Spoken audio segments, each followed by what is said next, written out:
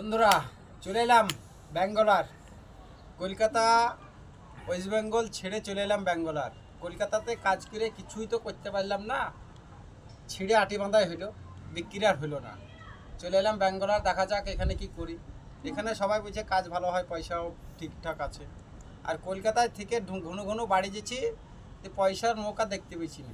1 মাস থেকে বাড়িতে 10 দিন চলে এলাম ব্যাঙ্গালোর। এর থেকে আর যেছি না, বছরখানিক থাকার প্রোগ্রাম আছে।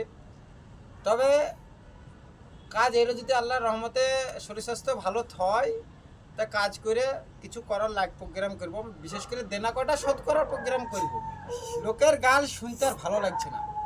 মানে দেনা করেছি হয়তো কোনো একটা কিছু করতে, যে ব্যবসা করে যাই হোক একটা ফেসেছি টাকা, কিন্তু লোকে যে উল্টোপাল্টা ভাবছে, কেউ চিটিংবাজ বলছে, কেউ ধাপ্পাবাজ বলছে, তারাকেই দেখাবো। কোনোদিন যদি কারোর সামনে পড়ে যায়, কারা ধাপ্পাবাজ কারা চিটিংবাজ সেটাও দেখব। তবে কাউকে অহংকার দেখাবো না। আল্লাহ যদি দেয় হবে ঘর বাড়ি, না দিলে হবে না, চলে যাবে মাটির বাড়ি, অসুবিধা নাই। কিন্তু পরিবারকে ভালো রাখার জন্য চলে এলাম দূরের রাস্তা। দেখা যাক শরীর স্বাস্থ্য ভালো থাকে, কিন্তু আজ আছি কাল নাই, কোনো ভরসা নাই।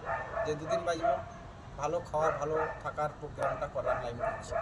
বন্ধুরা তোমরাও ভালো থেকো, ঠিক আছে? আসি, পরবর্তী ভিডিও আবার দেবো ব্যাঙ্গালোর নিয়ে।